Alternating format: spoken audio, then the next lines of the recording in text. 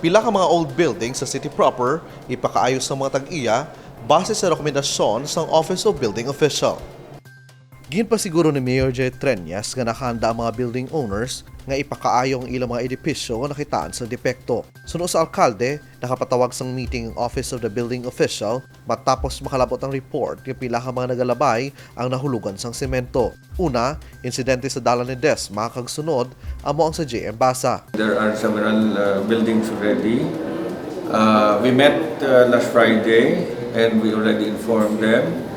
Ang ulihi amo ni ang sa Ledesma ang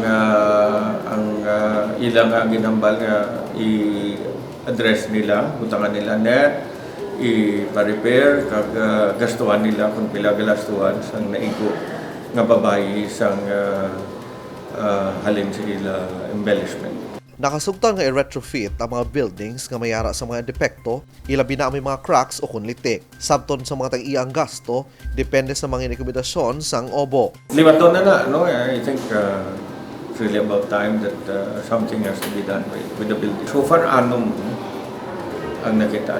Magluwas sa OBO, dapat ban nga may pahanugot sa Heritage Council ang pagkaayos sa mga dinumaan nga mga edipisyo. Kevin Patrick Casipe para sa Level Up Patrol.